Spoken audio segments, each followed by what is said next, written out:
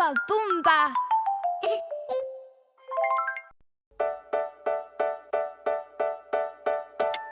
Emma is wide awake in her bed, unable to sleep. So she fixes her gaze on her bookshelf, when suddenly, the books start to fly over her head.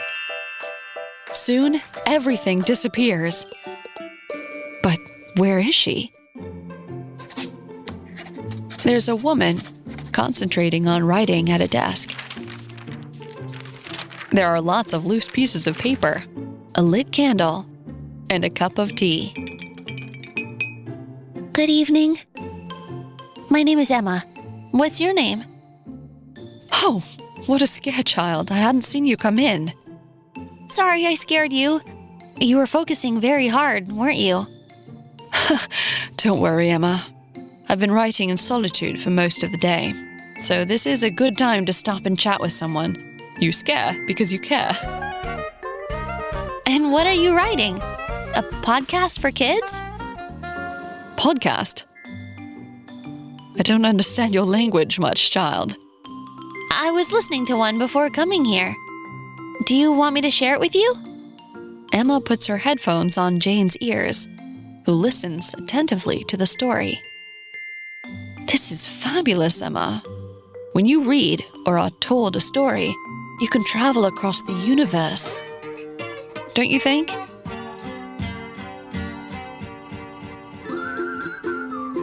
Jane Austen was the seventh of 8 children.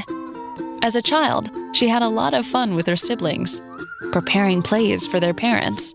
She also really liked to read, but at the time, most people felt that it wasn't an activity for girls. That's why Jane sneakily read in her father's library, which had over 500 books.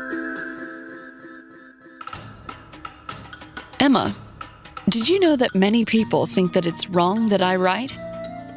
Most writers are men, and they believe that women shouldn't do it. But I can't stop writing. It's what I like most in the world. Why do some people think it's wrong? Probably because they don't understand that there are many of us who have passion for other things, such as sports, politics, and art. How do you come up with the stories? Everything that happens around me inspires me. Dances, tea with friends, my neighbors. Since I was young like you, Emma, I've liked writing about people. So my father bought me a desk so I can do it. And so I began to write down everything that happened around me. All you need is love. Love for what you do. Your life is a great story, Jane. I just always did what makes me happy, Emma. And since you mentioned a great story, why don't we write a story about our encounter? Jane and Emma sit down to write and share ideas about this story. A girl travels to the past and meets a woman who writes, who also travels through time via her literature. Together, illuminated by a candle, they write a story for children at an old wooden desk. Emma notices that night is falling, and she must go back to her time. Goodbye, Emma. Emma.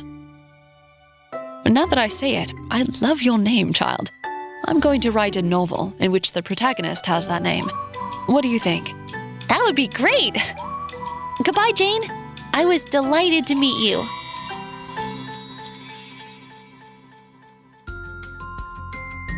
Jane Austen was born in England in 1775 and is one of the world's most recognized writers.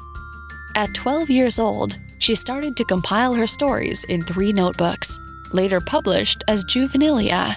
Her novel Pride and Prejudice is the most famous of her works and has been adapted to film in recent years. Her final book, titled Emma, reflects details of her time with a sense of humor that was always typical of her works.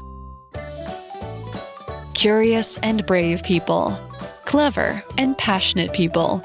There are people who changed the history of the world, and Jane Austen was one of them.